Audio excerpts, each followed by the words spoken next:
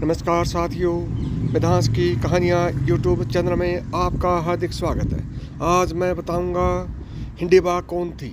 पुरानी कथा के अनुसार भीम पहले पांडव थे जिनकी शादी सबसे पहले भी थी। भीम का विवाह एक राक्षस हिडिंबा की बहन हिडिंबा के साथ हुआ था। जब भीमसेन ने हिडिंबासुर का वध किया और सभी पांडव माता कुंती के साथ वन से जाने लगे तो हिडिंबा भी उनके पीछे पीछे चलने लगी। हिडिंबा को पीछे आता देख भीम ने उसे जाने के लिए कहा तथा उस पर क्रोधित भी हुए। तब युधिष्ठिर ने भीम को रोक लिया। हिडिंबा ने कुंती व युधिष्ठिर से कहा कि इन अति बलशाली भीमसेन को मैं अपना पति मान चुकी हूँ। इस स्थिति में अब ये जहाँ भी रहेंगे मैं भी इनके साथ ही रहूँगी। आपकी आज्ञा मिलने पर मैं इन्हें अपने साथ लेकर जाऊंगी और थोड़े ही दिनों में लौट आऊंगी। आप लोगों पर जब भी कोई परेशानी आएगी उस समय मैं तुरंत आपकी सहायता के लिए आ जाऊंगी। हिडिंबा की बात सुनकर युधिष्ठिर ने भीमसेन को समझाया कि हिडिंबा ने तुम्हें अपना पति माना है, इसलिए तुम भी इसके साथ पत्नी जैसा ही व्यवहार करो। यह धर्मानुकूल है। भीमसेन ने युधिष्ठिर की बात मान ली। इस प्रकार भीम व हिडिंबा का गंधर्व विवाह हो गया। तब युधिष्ठिर ने हिडिंबा से कहा कि तुम प्रतिदिन सूर्यास्त के पूर्व तक पवित्र होकर भीमसेन की सेवा में रह सकती हो।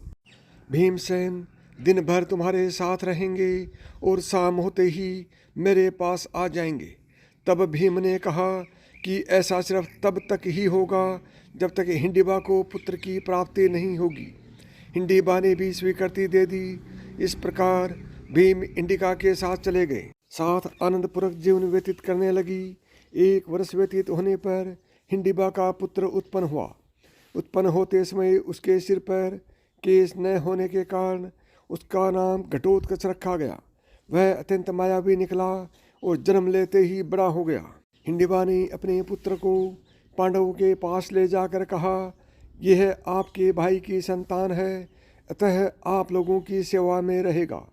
इतना कहकर हिडिंबा वहाँ से चली गई।